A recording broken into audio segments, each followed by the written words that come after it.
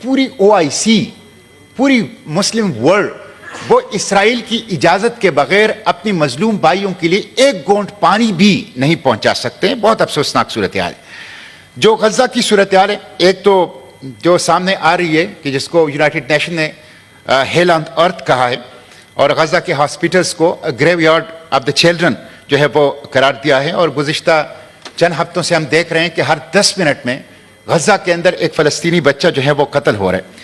Mister chairman, ये आदाद शुमार जो रिसेंटली है कि इस वक्त तकरीबन 7,000 लोग जो हैं वो मलबे के नीचे हैं, यानी ये जो यूनाइटेड नेशन बता रही है, और तकरीबन 6,000 बच्चे कत्ल हुए हैं, तकरीबन 4,000 खवातीन इज़्ज़त माब खवातीन कत्ल हुई हैं, और तकरीबन 5,000 मर्द जो हैं वो कत्ल हुए हैं, 205 मेडिकल स्टाफ जो हैं वो कत्ल हुए हैं, और 64 जर्नलिस्ट जो हैं वो कत्ल हुए हैं, और 35 में से 26 जो हॉस्पिटल्स हैं वो तकरीबन तबाह हो चुके हैं।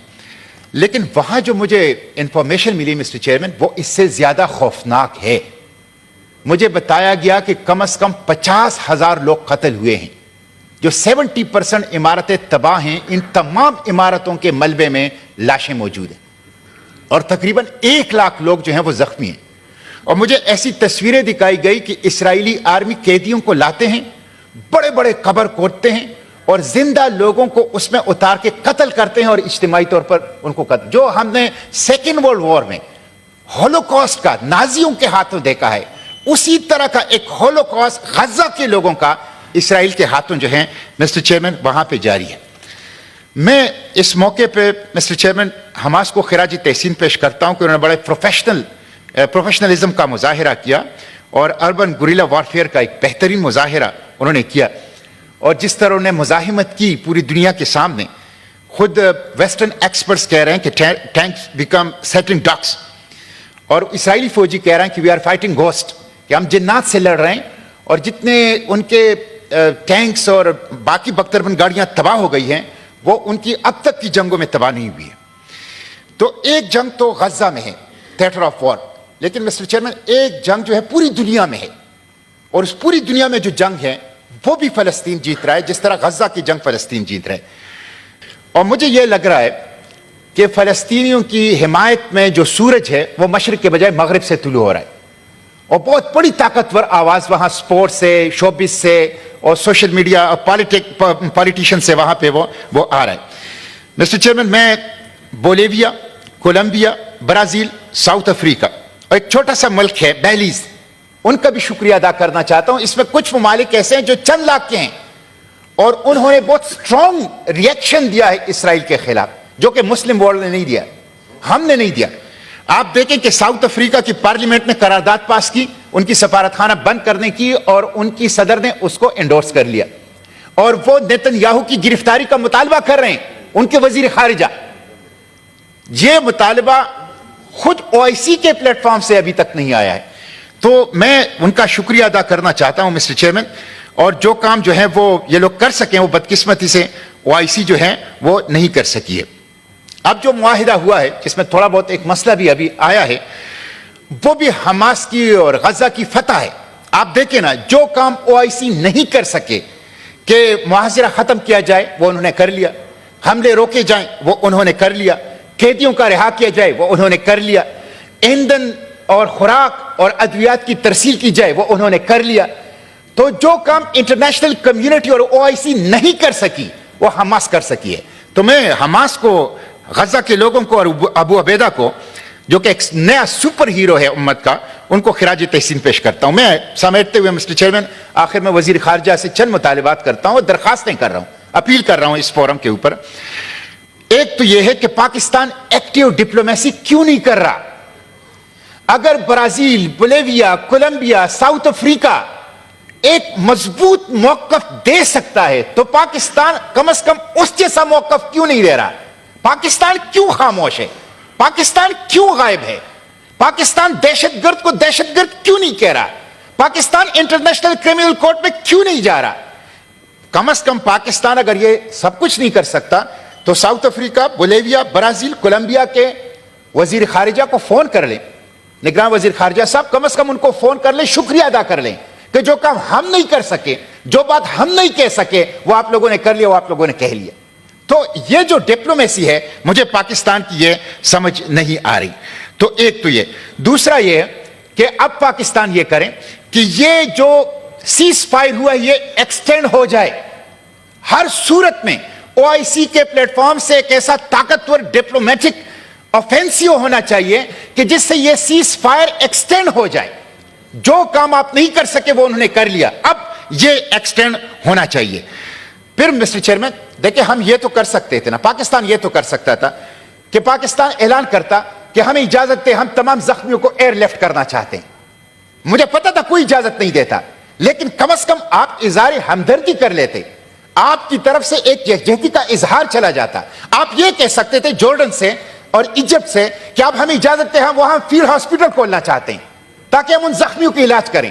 تو آپ تو کچھ نہیں کہہ رہے.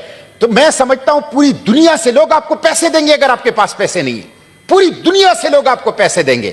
تو آپ کم از کم وہاں کے یہ تو کہیں کہ ہم زخمیوں کو ایئر لفٹ کرنا چاہتے ہیں. ہم ایجپٹ میں، ہم جارڈن میں، آپ کو کوئی اجازت نہیں دے گا مجھے علم ہے، لیکن آپ بات تو کریں، آپ کوشش تو کریں. تو آپ یہ چیز جو ہے وہ کریں. ابھی بھی میں کہتا ہوں آپ زخمیوں کو ایئر لفٹ کرنے کی بات کریں. آپ جارڈن اور آپ ایجپٹ سینائی ڈیزرٹ میں آپ فیلڈ ہاسپٹل قائم کرنے کی بات کریں، وہ پوری زور سے کریں اور اس کے لیے کوشش کریں، جارڈن اور ایجپٹ کے ساتھ بھی اور یونائٹڈ نیشن کے ساتھ بھی. اس کے ساتھ ساتھ مسٹر چیئرمین آپ جارڈن اور ایجپٹ سے بات کریں. میڈیکل سٹاف میرے ساتھ 2000 ڈاکٹرز نے رابطہ کیا کہ ہم جانا چاہتے ہیں. مختلف پروفیشنلز جو مختلف فیلڈز کے پروفیشنل ہیں وہ جانا چاہتے ہیں. آپ بات کریں جارڈن کے ساتھ، آپ مصر کے ساتھ بات کریں، آپ یونائٹڈ نیشن کے ساتھ بات کریں کہ ہمارے ڈاکٹر، ہمارے اسپیشلسٹ، میڈیکل سٹاف وہ آنا چاہتی ہے، وہ آپ کو سپورٹ دینا چاہتی ہے. لیکن یہ آپ کی طرف سے کوئی چیز نہیں ہے. مسٹر چیئرمین ایک چیز یہ ہوئی وہاں پہ کہ جب میں وہاں پہ تھا تو رفح کراسنگ کے قریب انہوں نے ایک ایئر اسٹرپ بنایا ہے العریش سے آگے، اور وہاں پہ پاکستان کا ایک جہاز آیا سامان کا، 90 ٹن کا سامان. وہ میں نے ریسیو کیا، میرے ساتھ ڈپٹی ایمبیسیڈر بھی تھے، اور پاکستانی قوم کی طرف سے، پاکستانی حکومت کی طرف سے، پاکستانی ریاست کی طرف سے، اور وہ ہم نے ایجپشن ریڈ کریسنٹ کے حوالے کیا کہ وہ اسے غزہ پہنچا سکے. مجھے جان کے دکھ ہوا کہ کوئی بھی سامان جو غزہ جا رہا ہے وہ پہلے اسرائیل جاتا ہے، اسرائیل اس کی سکیننگ کرتا ہے، اسرائیل اس کی چیکنگ کرتا ہے، اور جب وہ منظوری دیتا ہے تو واپس رفح کراسنگ آ کر پھر غزہ جا سکتا ہے. مجھے ایجپشن ریڈ کریسنٹ نے بھی اور یونائٹڈ نیشن کے چیف وہاں اس نے بھی بتایا کہ کیمیکلز اور ایسے سرجیکل آلات جس میں لوہا ہوتا ہے وہ بھی اسرائیل جانے کی اجازت نہیں دیتا. میں توجہ آپ کی طرف ہے، آپ کی اجازت سے، آپ کی تعاون سے ایک ذاتی انیشیٹو پر، ذاتی دورے پر مصر گیا. 2 ہفتے میں وہاں رہا، اور اس میں آپ کا بھی شکریہ ادا کرتا ہوں، سینٹ سیکریٹریٹ کا بھی شکریہ ادا کرتا ہوں. اور میرے دورے کا مقصد یہ تھا کہ میں غزہ بارڈر رفح کراسنگ تک جاؤں، اور ممکن ہو تو میں غزہ بھی جا سکوں تاکہ اظہار ہمدردی، اظہار یکجہتی کروں پاکستانی قوم کی طرف سے، اور ان کے ساتھ ان کے حوصلہ بڑھاؤں. لیکن میں غزہ بارڈر تک تو جا سکا، پراپر بارڈر تک تو نہیں جا سکا، اس کے قریب جا سکا، لیکن غزہ میں مجھے داخل ہونے کی اجازت نہیں مل سکی.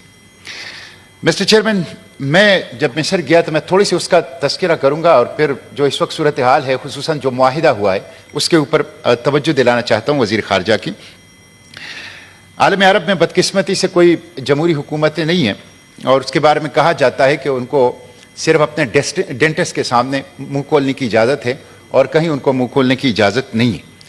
تو میں تقریباً 2 جمعے رہا وہاں، اور کسی جگہ پہ میں نے کوئی جلسہ، کوئی جلوس، کوئی مظاہرہ جو کہ یورپ میں ہو رہے ہیں، مغرب میں ہو رہے ہیں، وہ میں نے وہاں نہیں دیکھے. صرف مساجد کے اندر جہری نمازوں میں قنوت نازلہ پر مصر کے عوام جو ہیں وہ اس وقت گزارا کر رہے ہیں.